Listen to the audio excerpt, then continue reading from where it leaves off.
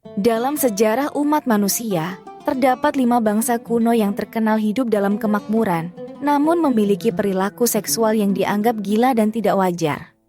Bangsa pertama yang akan kita bahas adalah penduduk kota Pompei. Mungkin sulit dibayangkan bahwa ada tempat di dunia ini di mana setiap individu memiliki kebebasan untuk melakukan aktivitas seksual di mana saja, termasuk di area publik seperti jalan-jalan kota. Kota Pompei, yang terletak di negara Italia, adalah tempat yang seperti ini.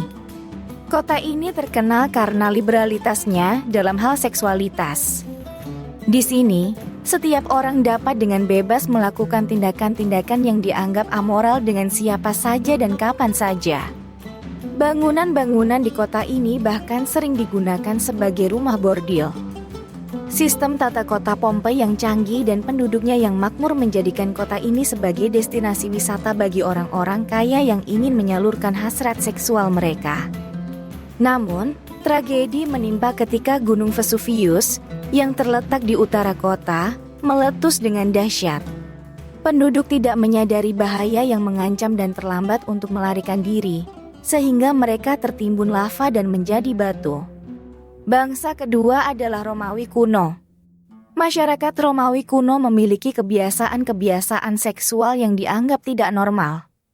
Para pria di Romawi memiliki izin khusus untuk berkencan dengan semua wanita di kota, dan wanita Romawi tidak memiliki pilihan lain selain menerima keadaan ini. Rumah-rumah bordil bermunculan dan menghilang, dan pria Romawi yang memiliki budak wanita sering melampiaskan hasrat seksual mereka tanpa kendali.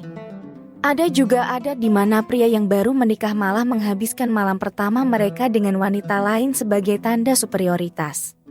Kemudian, kita memiliki bangsa Sodom dan Gomora. Banyak cerita telah diceritakan tentang betapa amoralnya kedua bangsa ini. Hingga Tuhan sendiri tidak tahan dengan dosa-dosa mereka dan mengirimkan gempa besar yang menghapus Sodom dan Gomora dari peta dunia.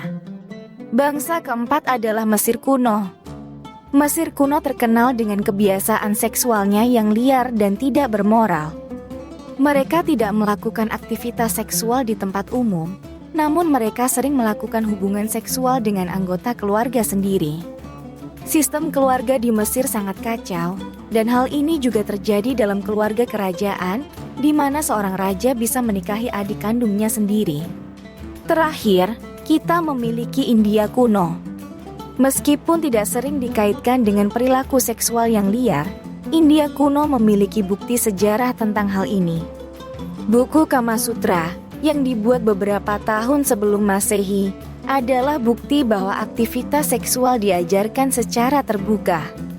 Bahkan, ada pahatan erotis di banyak candi yang menunjukkan adegan-adegan seksual yang mencengangkan, termasuk adegan seksual berkelompok dan dengan binatang.